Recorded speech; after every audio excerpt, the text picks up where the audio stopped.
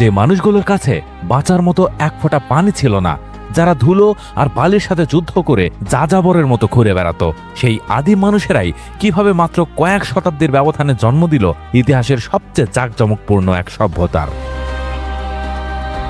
সাহারা মরুভূমি থেকে এসে কিভাবে তারা নীল নদের ভয়ঙ্কর বন্যাকে বশ করে নিজেদের বানিয়ে নিল পৃথিবীর প্রথম এবং শক্তিশালী শাসক ফারাও বা ফেরাউন। কিন্তু এত ক্ষমতা আর অঢেল সম্পদের পরও একটি ভয় তাদের তাড়া করে বেড়াতো, আর তা হলো মৃত্যু। আর এই মৃত্যুকে ধোঁকা দেওয়ার জন্যই তারা আবিষ্কার করেছিল মমিফিকেশনের এক ভয়ঙ্কর বিজ্ঞান। অনেকেই মনে করেন সেই মমিকে লুকিয়ে রাখার জন্যই তারা গড়ে তুলেছিল গিজার পিরামিড। কিন্তু প্রশ্ন হলো, সেখানে কেন কোনো মমি পাওয়া যায়নি? যদি এটি কোনো সমাধিস্থল নাই হয়ে থাকে, তাহলে এই বিশাল পিরামিড বানানোর আসল উদ্দেশ্য কি ছিল? লক্ষ লক্ষ পাথর দিয়ে তৈরি এই পিরামিডগুলো আজও বিজ্ঞানীদের অবাক করে দেয়, কারণ লোহা ছাড়া, চাকা ছাড়া এবং মেশিন ছাড়াই শেষমেশ এই লোকেরা এত ভারী পাথরগুলোকে কিভাবে দাঁড় করালো। আর সবচেয়ে বড় রহস্য, সম্প্রতি যখন বিজ্ঞানীরা পিরামিডের সেই অন্ধকার গুপ্ত সুড়ঙ্গে আধুনিক রোবট পাঠালেন, তখন বন্ধ দরজার ওপাশে এমন কি দেখা গেল যা পুরো বিজ্ঞান জগৎকে চমকে দিয়েছিল। আজ আমরা এমন এক রোমাঞ্চকর সফরে যাব, যেখানে জানব মিশরীয় সভ্যতার গভীর এক ইতিহাস, যা এভাবে হয়তো আপনি আগে দেখেননি। আর সেজন্যই আমরা এখন ফিরছি 11,000 খ্রিস্টপূর্বাব্দের সেই সাহারা মরুভূমিতে, কারণ ইতিহাসটা শুরু হয়েছিল এখান থেকেই।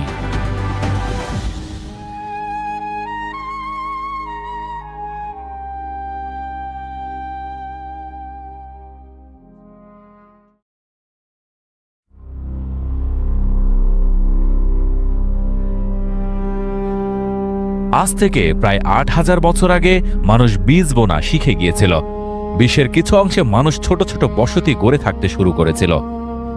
কিন্তু আমাদের পৃথিবীর খুব বড় একটা অংশে প্রকৃতি এক ভয়ঙ্কর খেলা খেলছিল। উত্তর আফ্রিকার সেই বিশাল এলাকা, যাকে আজ আমরা বিশ্বের সবচেয়ে শুকনো এবং প্রাণঘাতী মরুভূমি সাহারা বলি, তা সব সময় এমন ছিল না। বিজ্ঞানীরা এই সময়কালকে বলেন আফ্রিকান হিউমিড পিরিয়ড। প্রায় 11,000 খ্রিস্টপূর্বাব্দ থেকে 5,000 খ্রিস্টপূর্বাব্দ পর্যন্ত, অর্থাৎ পুরো 6,000 বছর ধরে সাহারা একদম ভিন্ন এক পৃথিবী ছিল। সেখানে মাইলের পর মাইল জুড়ে সবুজ সাভানার জঙ্গল ছিল, বড় বড় হ্রদ ছিল। সেখানে যাযাবর শিকারীদের অনেক গোত্র বা কাবিলা বাস করত। তারা প্রকৃতির সাথে তাল মিলিয়ে বেঁচেছিল। আমরা এর প্রমাণ পেয়েছি নাবোতা প্লায়া নামের জায়গা থেকে। আজ এটি মিশরের দক্ষিণে একটি শুকনো মরুভূমি, কিন্তু 7,000 খ্রিস্টপূর্বাব্দে এখানে একটি হ্রদ ছিল এবং তার তীরে মানুষ পাথরের এক বিশাল ঘের তৈরি করেছিল, যা সূর্যের গতিবিধি ট্র্যাক করত। এটি বিশ্বের সবচেয়ে পুরনো স্টোন ক্যালেন্ডার, অর্থাৎ সাহারার লোকেরা উন্নত ছিল, কিন্তু তারপর বাতাস তার গতিপথ বদলে দিল। বিজ্ঞানীদের মতে প্রায় 5,500 খ্রিস্টপূর্বাব্দে পৃথিবীর অক্ষে খুব সামান্য একটি পরিবর্তন এসেছিল, মাত্র কয়েক ডিগ্রির হেলে যাওয়া। কিন্তু সেই ছোট্ট পরিবর্তন পুরো আফ্রিকার বর্ষা বা মৌসুমী বায়ুকে চিরতরের জন্য সরিয়ে দিল। দেখতে দেখতে সেই সবুজ পৃথিবী ঝলসে যেতে লাগলো। শতবর্ষী পুরনো হ্রদগুলো কাদা হয়ে শুকিয়ে গেল, গাছের জায়গা নিয়ে নিল উত্তপ্ত বালি। এখন সেই যাযাবর গোত্রগুলোর কাছে কোনো উপায় ছিল না। পশ্চিমের মরুভূমি থেকে এবং পূর্বের অনুর্বর এলাকা থেকে পিপাসা আর ভয়ে ভরা এই আলাদা আলাদা গোত্রগুলো তাদের বাচ্চা এবং বেঁচে থাকা পশুদের নিয়ে একই দিকে ধাবিত হচ্ছিল। তারা এমন এক জায়গার খোঁজে মাইলের পর মাইল সেই তপ্ত বালিতে চলতে লাগলো, যেখানে শুধু এক ফোঁটা পানি পাওয়া যায়। এই প্রাণঘাতী অভিবাসনে দুর্বল লোকেরা বালিতেই দাফন হয়ে গেল। কিন্তু যারা এই ভয়ঙ্কর সফর পার করতে পারল, তাদের চোখ শেষমেশ দিগন্তে এমন এক অলৌকিক দৃশ্য দেখল, যা মানবতার পুরো ইতিহাস বদলে দিল। তপ্ত সোনালী মরুভূমির একদম মাঝখান দিয়ে উত্তর থেকে দক্ষিণ পর্যন্ত চিরে দিয়ে এক বিশাল নীল এবং শান্ত রেখা বয়ে যাচ্ছিল। এমন এক নদী যার কোনো শেষ ছিল না, সেটা হলো নীল নদ। যখন সেই ক্লান্ত যাযাবর শিকারীরা সেই ঠান্ডা পানি স্পর্শ করল, তখন তাদের মনে হলো তাদের সফর শেষ হয়েছে। তারা ভাবল তারা শুধু পান করার পানি পেয়েছে।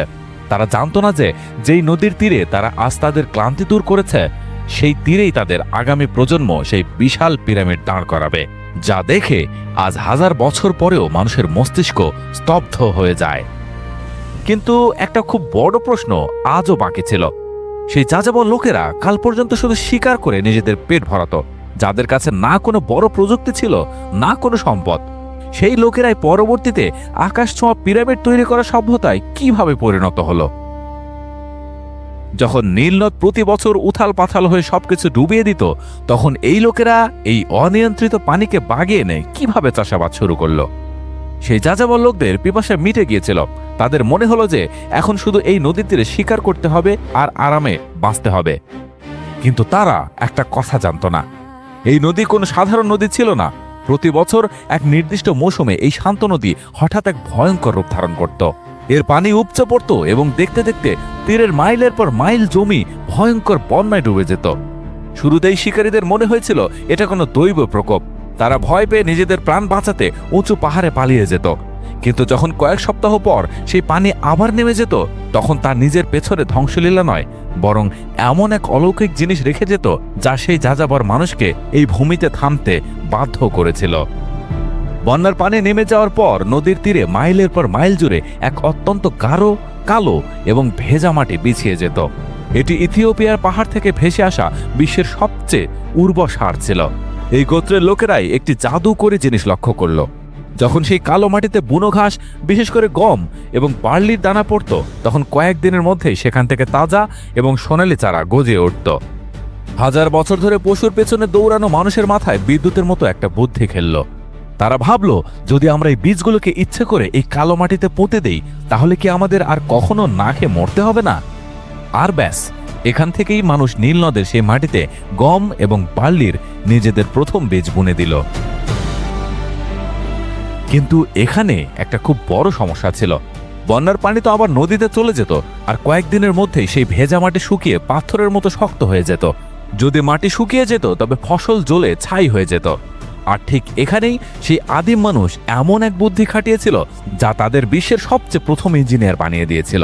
তারা বুঝে গিয়েছিল যে শুধু বীজ বোনা যথেষ্ট নয়, সেই পানি ক্ষেত পর্যন্ত আটকে রাখতে হবে। তাই পাথর এবং কাঠের হাতিয়ার দিয়ে মানুষেরা নীল নদ থেকে নিজেদের ক্ষেত পর্যন্ত মাটি খুঁড়ে ছোট ছোট খাল তৈরি করা শুরু করে দিল। তারা ক্ষেতের চারপাশে মাটির দেওয়াল বানিয়ে দিল, যাতে যখন বন্যা আসে তখন তার পানি এই গর্ত এবং নালাগুলোতে ভরে যায় এবং বন্যা নেমে যাওয়ার পরেও তাদের ক্ষেতে সপ্তাহ জুড়ে পানি জমা থাকে। ইতিহাসে প্রথমবারের মতো মানুষ প্রকৃতির পানিকে নিজেদের নিয়ন্ত্রণে করে নিয়েছিল।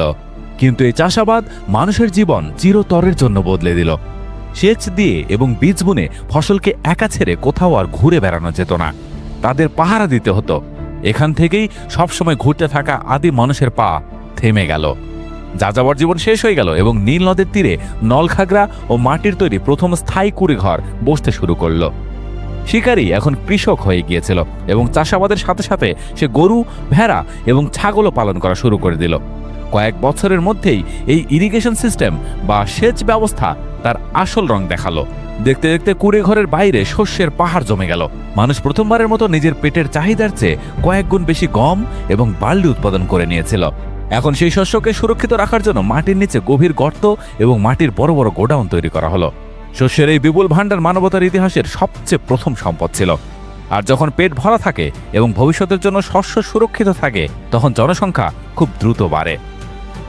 যা কাল পর্যন্ত শুধু কিছু কুড়ে ঘরের একটা ছোট গোত্র ছিল, তা এখন ধীরে ধীরে একে অপরের সাথে জুড়ে গিয়ে বিশাল গ্রাম এবং শহরে পরিণত হচ্ছিল। এই বিশাল শহরগুলোই মিশরীয় সভ্যতার ভিত্তি স্থাপন করেছিল।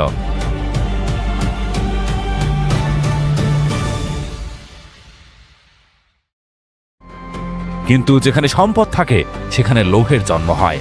যখন এই ছোট গ্রামগুলো বিশাল শহরে পরিণত হতে লাগলো, তখন সবচেয়ে বেশি উর্বর জমি, শস্যের গোডাউন এবং নীল নদের জলের উপর দখল নেওয়ার প্রতিযোগিতা শুরু হয়ে গেল। এখন প্রশ্ন ছিল, এই শহর, ক্ষেত এবং হাজার হাজার মানুষকে আসলে নিয়ন্ত্রণ কে করবে? আসলে কিভাবে জন্ম হলো মিশরের সেই রাজতন্ত্রের, যাকে বিশ্ব ফারাও বা ফেরাউন নামে চেনে? নীল নদের সেই জাদুকরী মাটি এবং সেচ প্রযুক্তির ফলে আদিম মানুষ শস্যের যে গোডাউনগুলোতে বছরের পর বছর গম আর বার্লি ভরেছিল, তাদের গন্ধ এখন শুধু সেই গ্রামবাসী পর্যন্ত সীমাবদ্ধ ছিল না। এই গন্ধ মরুভূমির সেই ভয়ঙ্কর এবং ক্ষুধার্ত গোত্রগুলোর কাছেও পৌঁছাচ্ছিল, যারা তখনও শিকারের জন্য দাঁড়ে দাঁড়ে ঘুরে বেড়াচ্ছিল। আর তারপর শুরু হলো মানবতার ইতিহাসের সবচেয়ে প্রথম এবং সবচেয়ে ভয়ঙ্কর লুটপাটের যুগ। অন্ধকার রাতে অস্ত্রশস্ত্রে সজ্জিত ভয়ঙ্কর ডাকাতরা এই বসতিগুলোর উপর হামলা করতে লাগলো। শস্য লুট করে নেওয়া হতো, কুড়েঘর জ্বালিয়ে দেওয়া হতো এবং ভয় এতটাই বেড়ে গিয়েছিল যে কৃষকরা বুঝতে পারল শুধু শস্য ফলানো যথেষ্ট নয়, সেগুলোকে বাঁচাতেও জানতে হবে। আর এই ভয়ের মাঝ থেকে নীল নদের তীরে জন্ম হলো বিশ্বের প্রথম শাসকদের। দেখতে দেখতে নীল নদের তীরে বিশ্বের সবচেয়ে প্রথম এবং সবচেয়ে বিশাল শহরগুলোর ভিত্তি স্থাপন হতে লাগলো। মেমফিস, থিবস এবং অ্যাবাইডোসের মতো মহান শহর আকাশ ছুঁতে লাগলো। এই শহরগুলোতে যে সবচেয়ে শক্তিশালী মানুষ ছিল, যে শত্রুদের হাত থেকে গোত্রকে বাঁচাতে পারত, লোকেরা নিজেদের শস্য এবং নিজেদের স্বাধীনতা তার হাতে তুলে দিল।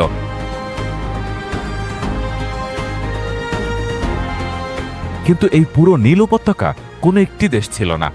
শুরুতে এটি দুটি আলাদা শক্তিতে বিভক্ত ছিল। দক্ষিণের পাহাড়ি এলাকা, যাকে আপার ইজিপ্ট বলা হতো, এবং উত্তরের সমতল অংশ, যাকে লোয়ার ইজিপ্ট বলা হতো। তারপর আজ থেকে প্রায় ৫,০০০ বছর আগে ইতিহাসে এমন এক মহাবলী শাসক উঠে এলো যে সবকিছু বদলে দিল। তার নাম ছিল নারমার। রাজা নারমার নিজের শক্তিতে এই দুটি আলাদা রাজ্যকে মিলিয়ে দিলেন এবং বিশ্বের সবচেয়ে প্রথম অখণ্ড ইজিপশিয়ান এম্পায়ার দাঁড় করালেন। হাজার হাজার মানুষের এই ভিড়কে নিয়ন্ত্রণ করার জন্য এই শাসকরা বিশ্বের সবচেয়ে প্রথম আইন বানালো। মিশরের মানুষ একে মাত বলতো। তারা মানুষের মাথায় এই কথাটা বসিয়ে দিল যে যদি রাজ্যের ন্যায় বিচার এবং সিস্টেম না থাকে তবে পুরো পৃথিবীর ভারসাম্য নষ্ট হয়ে যাবে। এটি একটি মাস্টার মাইন্ড সাইকোলজি ছিল এবং যখন নিয়ম তৈরি হলো তখন ট্যাক্সও চালু করা হলো। কৃষকদের তাদের ফসলের একটা অংশ রাজাকে দিতে হতো, কিন্তু এত হাজার হাজার টন শস্যের হিসাব কিভাবে রাখা হবে? এই হিসাব রাখার জন্য মিশরের কিছু অত্যন্ত বুদ্ধিমান মানুষ এক জাদুকরী জিনিসের আবিষ্কার করল। তারা পশু পাখি এবং মানুষের আকৃতি মিলিয়ে বিশ্বের প্রথম লিখিত ভাষা তৈরি করে দিল, যাকে আজ আমরা হায়ারোগ্লিফিক্স বলি। কিন্তু একটা খুব বড় প্রশ্ন আছে, এই ইজিপ্ট সাম্রাজ্য প্রাচীন বিশ্বের সবচেয়ে শক্তিশালী এবং সবচেয়ে ধনী দেশ হলো কিভাবে? এর রহস্য তাদের তরবারিতে নয়, বরং নীল নদের ঢেউয়ের উপরে ভাসত। মিশরের মানুষ প্যাপিরাস নামের গাছ এবং কাঠ জুড়ে বিশ্বের সবচেয়ে বিশাল এবং উন্নত নৌকা বানিয়েছিল। নীলনদ এখন শুধু পানি পান করার মাধ্যম ছিল না, এটি বিশ্বের সবচেয়ে ব্যস্ত ট্রেড রুট বা বাণিজ্যের পথ হয়ে গিয়েছিল। মিশরের কাছে নিজের উর্বর জমি থেকে উৎপাদিত হাজার হাজার টন গম, লিনেনের অত্যন্ত মখমলি কাপড় এবং প্যাপিরাসের খাজানা ছিল। তারা এই নৌকাগুলোতে নিজেদের এই মালপত্র বোঝাই করে দূর দূরান্তের দেশ পর্যন্ত যেত এবং ব্যবসা করত। বিনিময়ে তারা কি আনত?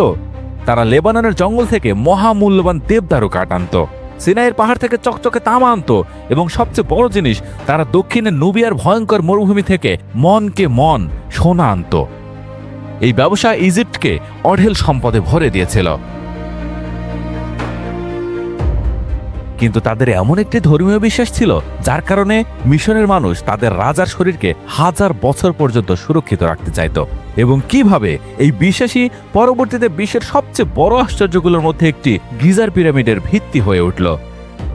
মিশরের এই ফারাও রাজারা সম্পদ, সেনাবাহিনী এবং নীল নদের উপর নিজেদের পুরো দখল জমিয়ে ফেলেছিল।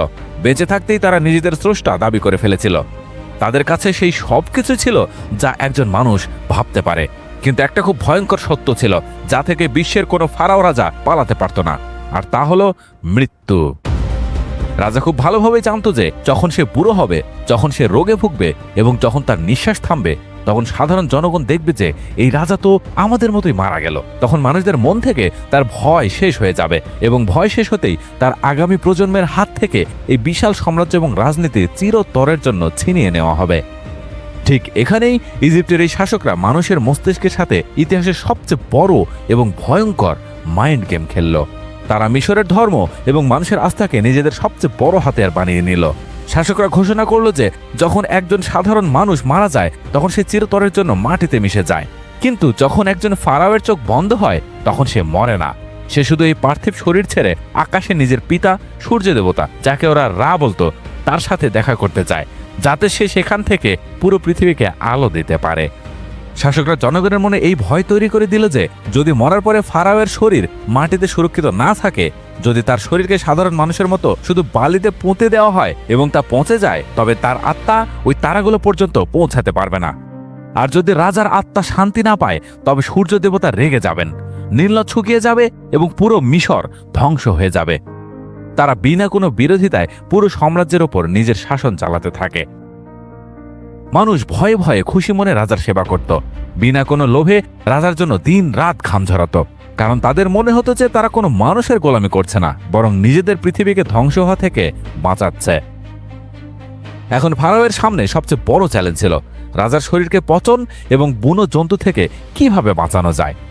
এই ভয়ের কারণেই মিশরের মানুষ বিজ্ঞানের মাধ্যমে এমন এক রহস্য শিখল যাকে আজ আমরা বলি মমিফিকেশন। কিন্তু আসলে কিভাবে এই মমি প্রক্রিয়া একজন মানুষের শরীরকে হাজার বছর পর্যন্ত প্রায় সেরকমই সুরক্ষিত রাখল, এই রহস্য আমরা ভিডিওর শেষে বুঝব। কিন্তু শুধু মমি বানানোই যথেষ্ট ছিল না, তাদের শরীরকে সাধারণ মানুষের কবর থেকে দূরে এমন এক দুর্ভেদ্য সিন্ধুকে রাখা হতো যা কোনো মানুষ, পশু বা সময়ও মুছে ফেলতে না পারে। এখান থেকেই সেই পিরামিডগুলোর ধারণার বীজ বপন হলো। কিন্তু আসলেই তা কতটুকু সত্য ছিল? শুরুর দিকের পিরামিডগুলো বানানোর সময় এমন একটি বড় ভুল হয়েছিল যা মিশরের ইঞ্জিনিয়ারদের শিখিয়েছিল যে আসল পিরামিড কিভাবে বানাতে হয়। রাজাদের লাশকে পচন এবং বুনো জন্তু থেকে বাঁচানোর জন্য এই শুরুর দিকের রাজারা মাটির নিচে গভীর কবর খোঁড়া শুরু করলো। সেই কবরগুলোকে সুরক্ষিত রাখার জন্য তারা তার উপর মাটির ইটের এক চারকোনা এবং চ্যাপ্টা চাতাল বানিয়েছিল। মিশরের লোকেরা এই চাতালগুলোকে মাস্তাবা বলতো, কিন্তু এই মাস্তাবা কোনো চিরস্থায়ী ইমারত ছিল না। জোর বাতাস এবং মরুভূমির ঝড় সময়ের সাথে এই মাটির চাতালগুলোকে মুছে দিচ্ছিল। আর তার চেয়েও বড় ভয় ছিল ডাকাতদের। ভয়ঙ্কর ডাকাতরা সহজেই এই ইটগুলো ভেঙে ভিতরে ঢুকে যেত এবং রাজার সোনা ও তার মমি লুট করে নিত। রাজারা বুঝে গিয়েছিলেন যে তাদের পাথরের এমন এক স্ট্রাকচার দরকার যা সময়ও মুছে ফেলতে পারবে না। আর তখন ইতিহাসের পাতায় এন্ট্রি হলো প্রথম জিনিয়াস ইঞ্জিনিয়ার ইমহোটেপের। ইজিপশিয়ান কিং জোসের এর জন্য সে মাটিকে প্রত্যাখ্যান করে পাথরকে বেছে নিল। ইমহোটেপ একটা চারকোনা মাস্তাবার ওপর দ্বিতীয়, তারপর তৃতীয়, এভাবে 6টি ভারী চাতাল একটার পর একটা রেখে দিল। যখন ধুলো সরল তখন ইজিপ্ট অবাক ছিল। এটি বিশ্বের সবচেয়ে প্রথম পিরামিড ছিল, দ্য স্টেপ পিরামিড। প্রথমবারের মতো সাধারণ মানুষ মাটিতে নিজেদের এক কৃত্রিম পাহাড় দাঁড় করিয়ে দিয়েছিল। কিন্তু মানুষ কখনো সন্তুষ্ট হয় না। কয়েক দশক পরে ফারাও কিং স্নেফেরু যখন পুরো ইজিপ্ট সাম্রাজ্যে শাসন করলেন, তিনি ঠিক করলেন যে সিঁড়িওয়ালা নয়, বরং চারপাশ থেকে একদম মসৃণ পিরামিড চাই। আর তার আদেশে ইঞ্জিনিয়াররা বড় উৎসাহে 54 ডিগ্রির খাড়া ঢালে ভারী পাথর ওঠানো শুরু করলো। কিন্তু এখানেই আদিম মানুষ থেকে ইঞ্জিনিয়ার হওয়া সেই লোকদের দ্বারা এক ভয়ঙ্কর গাণিতিক ভুল হয়ে গেল। পাথরের ওজন এত বেপরোয়াভাবে বাড়ল যে পিরামিড ভেতর থেকে নড়ে উঠল। ফলাফল পিরামিড মাঝখান থেকেই বেঁকে গেল। একে বেন্ড পিরামিড বলা হলো। এটি মানব ইতিহাসের প্রথম বড় ইঞ্জিনিয়ারিং ব্যর্থতা ছিল। কিন্তু কিং স্নেফেরু হার মানলেন না। এই ইজিপশিয়ান ইঞ্জিনিয়াররা নিজেদের ভুল থেকে শিখল এবং এক নতুন সঠিক গণিত প্রয়োগ করল। বছরের পর বছর রক্ত ঘামের পর লাল পাথর দিয়ে এক নতুন ইমারত দাঁড়িয়ে গেল। এতে কোনো সিঁড়ি বা বাঁক ছিল না। এটি ছিল হিউম্যান হিস্ট্রির প্রথম একদম পারফেক্ট এবং সফল মসৃণ পিরামিড, দ্য রেড পিরামিড।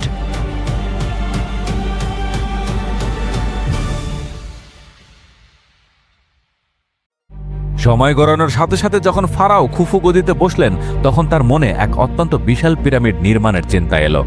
লোহা ছাড়া, চাকা ছাড়া এবং কোনো আধুনিক মেশিন ছাড়া শেষমেশ মিশরের ইঞ্জিনিয়াররা বিশ্বের সবচেয়ে বড় আশ্চর্য গ্রেট পিরামিড অব গিজা কিভাবে দাঁড় করালো। ইজিপ্টের সিংহাসনে ফারাও খুফু বসতেই তিনি ঠিক করলেন যে তার পিরামিড এ পর্যন্ত তৈরি হওয়া সব পিরামিডের চেয়ে বিশাল হবে। এত ভারী পিরামিডের জন্য এক মজবুত ভিত্তি দরকার ছিল। তাই তার ইঞ্জিনিয়াররা নীল নদের পশ্চিম তীরে গিজার পাথুরে মালভূমিকে বেছে নিল।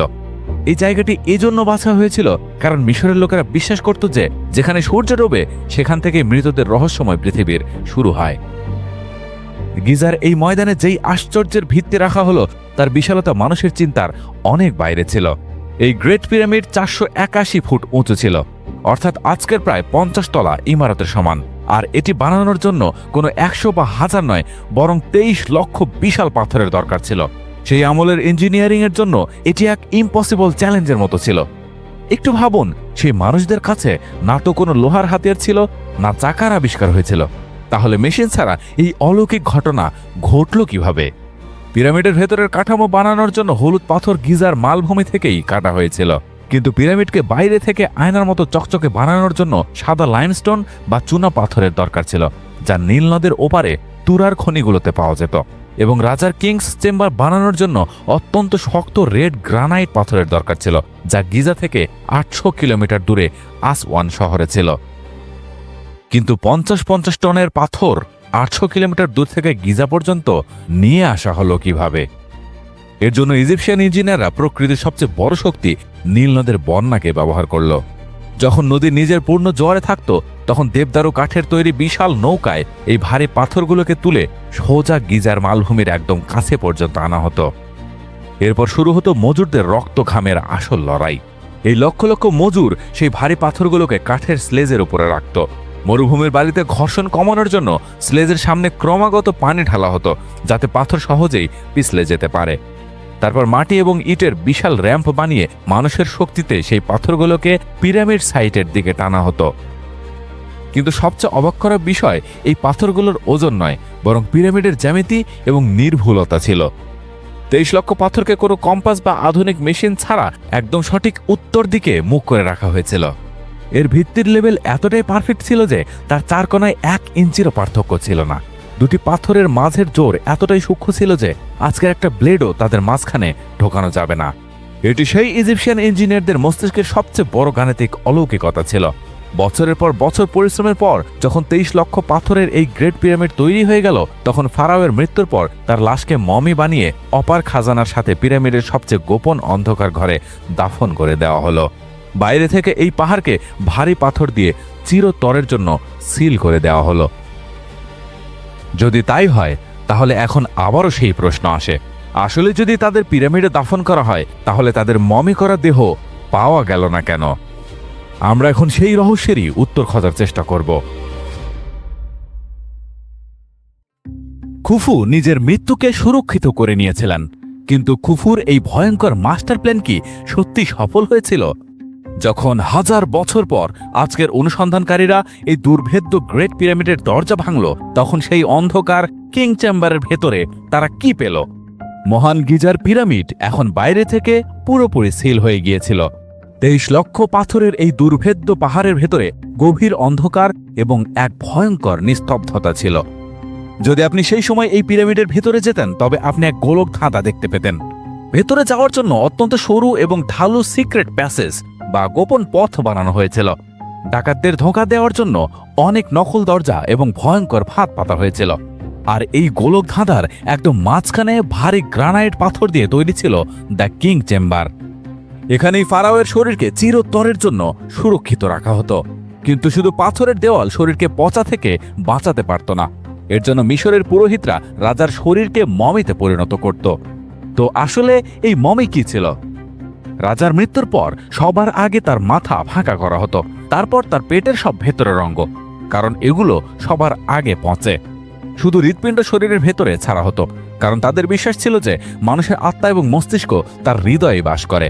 এরপর সেই খালি শরীরকে এক বিশেষ লবণে ৪০ দিন পর্যন্ত শুকানো হতো, যাতে শরীরের সব আর্দ্রতা শেষ হয়ে যায়, এবং শেষে সিডার তেল এবং রজনের প্রলেপ লাগিয়ে তাকে হাজার হাজার মিটার লম্বা সুতির পট্টিতে শক্ত করে পেঁচিয়ে দেওয়া হতো। রাজা এখন মমি হয়ে গিয়েছিল। এই মমিকে একটার ভেতর একটা সোনার অনেকগুলো কফিন রাখা হতো, এবং সেই দাফন কক্ষকে মাটি থেকে ছাদ পর্যন্ত অঢেল সোনা, দামি পাথর, রথ, অস্ত্র এবং এমন খাজানা দিয়ে ভরিয়ে দেওয়া হতো যার মূল্যের আন্দাজ করা আজও অসম্ভব। ফারাওয়ের মনে হতো যে এই সব খাজানা মৃত্যুর পরের দুনিয়ায় তার কাজে আসবে। কিন্তু রাজারা একটা খুব বড় ভুল করে দিয়েছিল। তারা নিজেদের খাজানা বাঁচানোর জন্য পাহাড়ের সমান বড় পিরামিড তো বানিয়ে দিল, কিন্তু এই পিরামিডগুলোই ডাকাতদের জন্য একটা খুব বড় সাইনবোর্ড হয়ে গেল। যেমনি ফারাওয়ের শাসন দুর্বল হলো, ভয়ঙ্কর ডাকাতরা পিরামিডের ভারী দরজা ভেঙে দিল। তারা মমিকে ছিঁড়ে ফেলল এবং ভেতরে রাখা হাজার হাজার কিলো সোনা লুট করে নিল।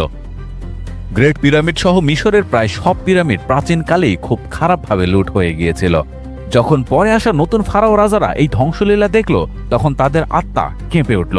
তারা বুঝে গেল যে পিরামিড আর সুরক্ষিত নয়, তাই তারা পিরামিড বানানো চিরতরের জন্য বন্ধও করে দিল। এখন তারা মাটির নিচে পাহাড়ের মাঝে এক অত্যন্ত নির্জন এবং গোপন উপত্যকায় কবর লুকানো শুরু করল। এই জায়গাকে ইতিহাসে ভ্যালি অব কিংস বলা হয়। এই গোপন কবরগুলোতে দাফন ছিল মিশরের এক তরুণ রাজা তুতেনখামেনের কবর। তুতেনখামেন মাত্র ১৯ বছর বয়সে মারা গিয়েছিল। তার মৃত্যুর পর পুরোহিতরা তাড়াহুড়ো করে তার মমিকে এই গোপন উপত্যকার এক ছোট কবরে দাফন করে দিল এবং তার উপর মাটি ও পাথর ফেলে দিল, যাতে কেউ তার খোঁজ না পায়।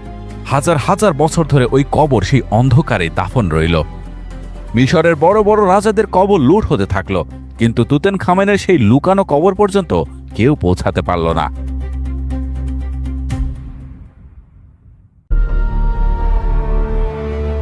1922 সাল এক ব্রিটিশ আর্কিওলজিস্ট হাওয়ার্ড কার্টার বহু বছর ধরে এই উপত্যকায় খনন কার্য চালাচ্ছিলেন।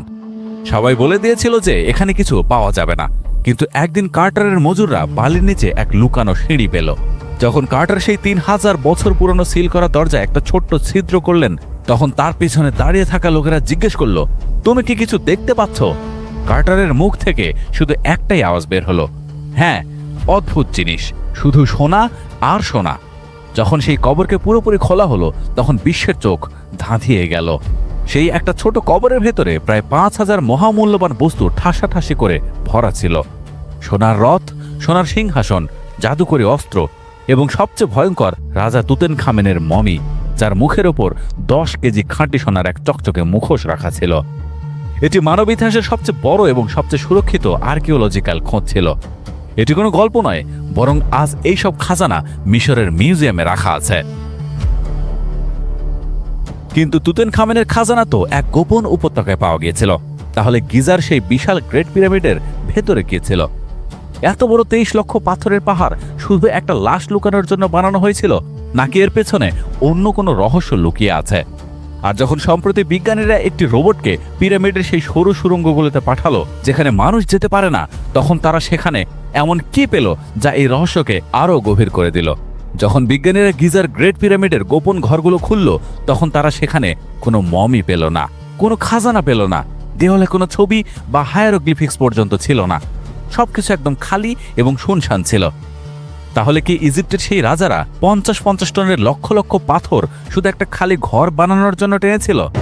এখান থেকেই জন্ম হয় ইতিহাসের সবচেয়ে বড় বিতর্কের। আজকের মডার্ন সায়েন্সের সন্দেহ হতে লাগলো যে হয়তো দ্য গ্রেট পিরামিড কখনো কোনো কবর ছিলই না। 1980 দশকে কিছু বিজ্ঞানী আকাশের তারার এক ম্যাপ মাটিতে রাখলো, এবং যখন তারা গিজার 3টি পিরামিডকে দেখলো, তখন তাদের হুঁশ উড়ে গেল। গিজার এই 3টি পিরামিড আকাশে থাকা ওরিয়ন বেল্টের 3টি তারার সাথে একদম এক সোজা লাইনে জুড়ে ছিল। তারার উজ্জ্বলতা বা চমক অনুযায়ী পিরামিডগুলোর আকারও ছোট বড় ছিল। মিশরের লোকেরা বিশ্বাস করত যে ওরিয়ন তারামণ্ডলে মৃত্যুর দেবতা ওসাইরিস থাকেন। ইজিপশিয়ানরা মাটিতে তারার এক নিখুঁত ম্যাপ তৈরি করে দিয়েছিল, কিন্তু বিনা কোনো দূরবীক্ষণ যন্ত্র এবং উন্নত ক্যালকুলেশন ছাড়া এটা কিভাবে সম্ভব হলো? এই ইম্পসিবল এবং নিখুঁত গণিত দেখেই আজও বিশ্বের অনেক বড় বড় বিজ্ঞানী এবং চিন্তাবিদদের এটা বিশ্বাস যে ইজিপশিয়ান লোকেরা এই কাজ একা একা করতে পারত না। পিরামিড তৈরিতে কোনো বাইরের শক্তি বা এলিয়েনরা সাহায্য করে থাকবে, অথবা সেই সময় কোনো খুব উন্নত সভ্যতা উপস্থিত ছিল। এর সাথেই জড়িত আরও একটি থিওরি হলো এনার্জি থিওরি। এর মতে গ্রেট পিরামিড অব গিজা শক্তির সাথে জড়িত কোনো কাঠামো হতে পারত, কারণ এর ভেতরে লাল গ্রানাইট এবং বাইরে সাদা চূড়াপাথরের ব্যবহার হয়েছিল। কিন্তু ইতিহাসবিদ এবং বিজ্ঞানীদের এখন পর্যন্ত এমন কোনো জোরালো প্রমাণ মেলেনি যে পিরামিড বিদ্যুৎ তৈরি করা কোনো পাওয়ার প্ল্যান্ট ছিল, বা মিশরের লোকেরা সেই সময় বিদ্যুতের ব্যবহার করত। এইসব রহস্য থেকে পর্দা তোলার জন্য মডার্ন সায়েন্স নিজেদের সবচেয়ে উন্নত প্রযুক্তির সাহায্য নিল। গ্রেট পিরামিডের কুইন্স চেম্বারে 2টি অত্যন্ত ছোট এবং রহস্যময় সুড়ঙ্গ আছে। এই সুড়ঙ্গগুলো মাত্র 8 ইঞ্চি চওড়া, যেখানে কোনো মানুষ যেতে পারে না। বছরের পর বছর কেউ জানতো না যে এই সুড়ঙ্গগুলো পিরামিডের ভেতরে কোথায় যায়। তাই 1993 সালে বিজ্ঞানীরা এই অন্ধকার সুড়ঙ্গগুলোতে ক্যামেরা লাগানো ছোট ছোট রোবট ভেতরে পাঠালো। পুরো বিশ্বের নজর সেই রোবট ক্যামেরার উপর আটকে ছিল। সেই রোবট ধীরে ধীরে সেই 4500 বছরের পুরনো অন্ধকার সুড়ঙ্গে উপরে উঠতে লাগলো।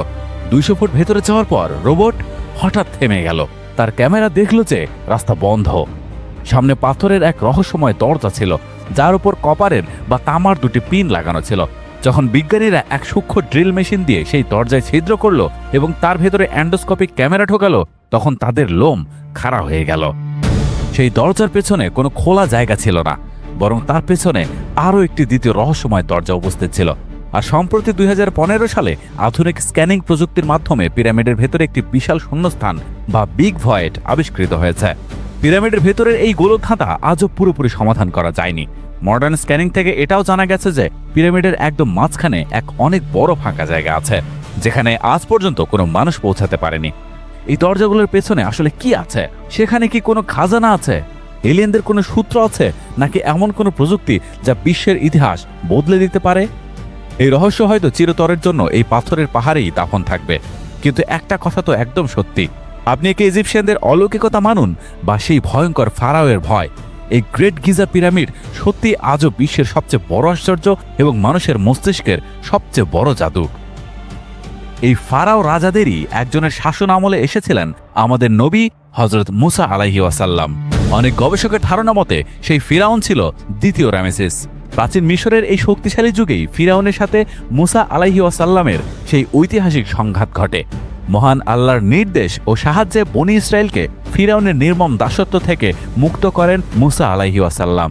দিন শেষে ফারাওদের এত ক্ষমতা ও দম্ভ লোহিত সাগরের পানিতেই বিলীন হয়ে যায়, যা আজও মানবজাতির জন্য এক বিশাল শিক্ষণীয় দৃষ্টান্ত।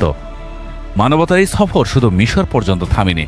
বিশ্বের অন্য কোণে এমন এক ভয়ঙ্কর সভ্যতা গড়ে উঠেছিল যা জঙ্গলের ঠিক মাঝখানে ছিল। তারা ঠিক এমনই রহস্যময় এবং অ্যাডভান্সড পিরামিড দাঁড় করিয়ে দিয়েছিল। যদি আপনি সেই মায়া সভ্যতার বিশাল পিরামিড এবং তাদের ভয়ঙ্কর রহস্যের পুরো ডকুমেন্টারি দেখতে চান, তবে আপনার স্ক্রিনে আসা এই ভিডিওটিতে এখনই ক্লিক করতে পারেন।